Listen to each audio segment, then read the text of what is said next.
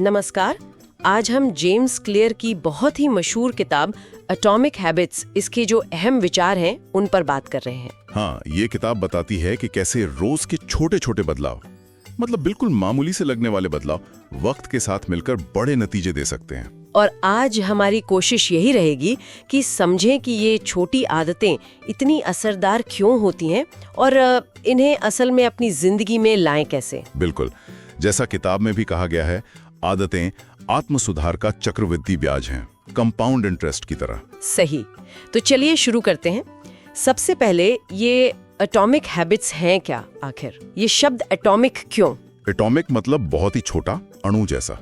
तो ये वो आदतें हैं जो इतनी छोटी हैं कि उन्हें शुरू करना बहुत आसान लगता है। अच्छा। लेकिन जैसे अणु मिलकर कुछ बड़ा बनाते हैं, वैसे ही ये छोटी आदतें रोज करने से धीरे धीरे बहुत बड़ा असर डालती हैं और फिर ये हमारी पहचान का हिस्सा बन जाती हैं। पहचान का हिस्सा। और किताब में इन आदतों के बनने का एक पूरा सिस्टम समझाया गया है ना, वो 4 स्टेप्स वाला फ्रेमवर्क। हाँ बिल्कुल। लेखक कहते हैं कि हर आदत एक लूप में चलती है जिसके 4 हिस्से हैं।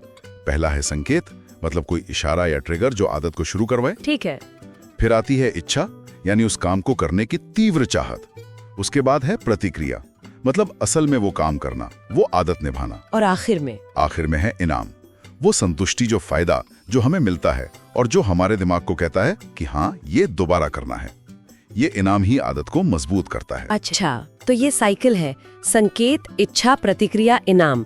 इसे समझना जरूरी है। हाँ, क्योंकि इसी को समझकर हम आदतें बदल सकते हैं और इसी समझ पर आधारित हैं वो 4 नियम जो किताब में दिए गए हैं। हाँ, 4 नियम अच्छी आदतें बनाने के लिए। पहला नियम क्या है? पहला नियम है, इसे स्पष्ट बनाओ।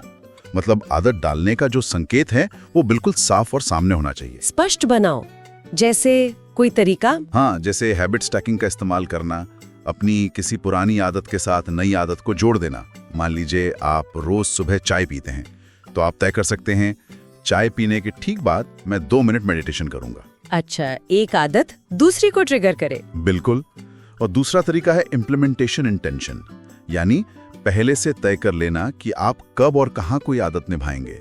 जैसे मैं रोज शाम 6 बजे इसी पार्क में टहलूंगा। ये प्लान बनाने से फॉलो करना आसान हो जाता है। ये तो हुआ पहला नियम। अब दूसरा नियम है, इसे आकर्षक बनाओ। आदत थोड़ी दिलचस्प, मजेदार लगनी चाहिए, तभी तो मन करेगा करने का। आकर्षक कैसे? इसके लिए एक तकनीक है, टेम्पटेशन बंडलिंग।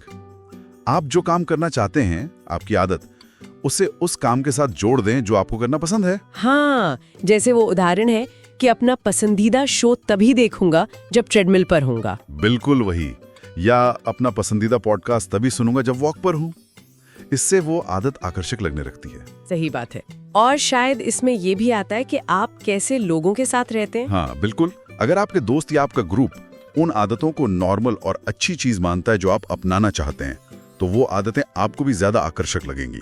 Social reinforcement. ठीक है, तो स्पष्ट बनाओ, आकर्षक बनाओ। तीसरा नियम? तीसरा है, इसे आसान बनाओ।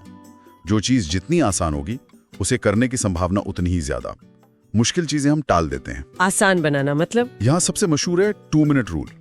कोई भी नई आदत शुरू करनी है तो उसे सिर्फ 2 मिनट के वर्जन से शुरू करें। सिर्फ 2 मिनट? हाँ, जैसे रोज किताब पढ़नी है तो नियम बनाइए, रोज रात को बस 1 पेज पढ़ना है। या जिम जाना है तो बस रोज शाम जूते पहनकर तैयार होना है। अच्छा, बस शुरुआत करनी है। एग्जैक्टली। शुरुआत करने की रुकावट को कम करना है। 2 मिनट कुछ भी करना आसान लगता है। एक बार शुरू हो गए तो अक्सर हम ज्यादा ही कर लेते हैं। ये तो बहुत प्रैक्टिकल है। और चौथा, आखिरी नियम? चौथा नियम, इसे संतोषजनक बनाओ। आदत पूरी करने के तुरंत बाद अगर कुछ अच्छा महसूस हो, कोई संतुष्टि मिले, तो उस आदत के टिकने के चांस बढ़ जाते हैं। तुरंत संतुष्टि? हाँ, हमारा दिमाग भविष्य के बड़े फायदों से ज्यादा तुरंत मिलने वाले छोटे इनामों पे ध्यान देता है। तो आदत पूरी करते ही खुद को कोई छोटा सा इनाम दे। जैसे आपने एक्सरसाइज कर ली तो मन में खुद की तारीफ करें, या कैलेंडर पे एक बड़ा सा टिक लगा दे। जेम्स क्लियर का वो डोंट ब्रेक द चेन वाला तरीका भी इसी पर है। रोज टिक लगाते जाना, वो चेन न टूटने देना, अपने आप में संतोषजनक होता है। ये चारों नियम, स्पष्ट, आकर्षक, आसान, संतोषजनक, ये तो हो गए आदतें बनाने के तरीके। पर किताब में एक और लेवल की बात है ना, वो पहचान वाली बात। हाँ, और मेरे ख्याल से वो इस किताब का सबसे गहरा और शक्तिशाली आइडिया है, पहचान आधारित आदतें।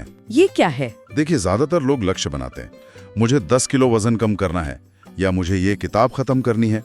ये नतीजों पे फोकस है। हाँ। पहचान आधारित आदतें फोकस करती हैं कि आप किस तरह का इंसान बनना चाहते हैं।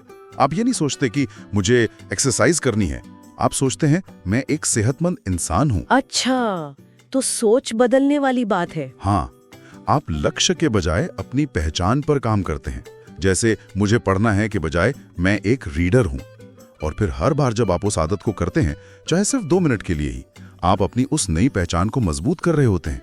आप खुद को सबूत दे रहे होते हैं कि हाँ, मैं ऐसा ही हूँ। वाह, ये तो वाकई ज्यादा टिकाऊ तरीका लगता है बदलाव का। बिल्कुल, ये बदलाव का सबसे अंदरूनी स्तर है। पर ये सब होने में वक्त लगता होगा ना, एकदम से तो नहीं होता। नहीं, बिल्कुल नहीं। यहीं पर लेखक कंपाउंड इफेक्ट की बात करते हैं, यानी चक्रवृद्धि ब्याज वाला असर। रोज सिर्फ 1% बेहतर होना सुनने में बहुत कम लगता है। हाँ, 1% क्या होता है? लेकिन अगर आप रोज 1% बेहतर होते हैं तो साल के अंत तक आप करीब 37 गुना बेहतर हो जाते हैं।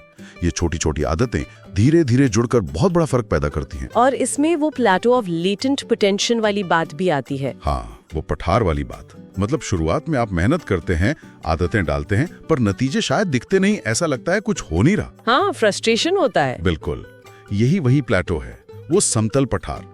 लेकिन अगर आप टिके रहते हैं तो अचानक एक पॉइंट आता है जब नतीजे तेजी से दिखने लगते हैं। वो सारी मेहनत रंग लाने लगती है। लेकिन उस पठार को पार करना जरूरी है। ये जानना बहुत जरूरी है, वरना लोग शायद बीच में ही छोड़ दें। सही बात है। और इन विचारों का असर दुनिया भर में हुआ है। मतलब करोड़ों कॉपी बिकी हैं, 50 से ज्यादा भाषाओं में अनुवाद। हाँ, ये दिखाता है कि आदतें बनाना और बदलना एक यूनिवर्सल मुद्दा है। हर कोई इससे जूझता है। और ये किताब इतने प्रैक्टिकल छोटे कदम बताती है कि लोग उससे जुड़ पाते हैं। तो अगर हम पूरी बात को समेटें तो निचोड़ क्या निकलता है? निचोड़ ये है कि बड़े बड़े लक्ष्यों के पीछे भागने से बेहतर है कि हम अपने रोजमर्रा के सिस्टम पर ध्यान दें। हमारी छोटी आदतें ही हमारा सिस्टम है। हाँ, किताब में एक लाइन है जो मुझे बहुत पसंद आई। आप अपने लक्ष्यों के स्तर तक नहीं उठते, आप अपने सिस्टम के स्तर तक गिरते हैं। बिल्कुल, आपका सिस्टम ही तय करेगा कि आप कितने सफल होंगे। और एक और बात, आप जो भी काम करते हैं वो उस इंसान के पक्ष में एक वोट होता है जो आप बनना चाहते हैं। और छोटा काम एक वोट है। ये सोचने का अच्छा तरीका है। हाँ, और अंत में मैं श्रोताओं के लिए एक सवाल छोड़ना चाहूंगा। जरूर। ये जो नन्ही सी एटॉमिक आदतें हैं जिन्हें हम अक्सर मामूली समझकर नजरअंदाज कर देते हैं, ये कैसे धीरे धीरे अनजाने में ही किसी की जिंदगी की पूरी दिशा बदल सकती हैं, शायद उन तरीकों से भी जिनका हमें आज अंदाजा तक नहीं है। इस पर सोचिएगा जरूर। बहुत दिलचस्प सवाल। और इसी सवाल के साथ आज की ये बातचीत यहीं खत्म करते हैं। शुक्रिया। शुक्रिया।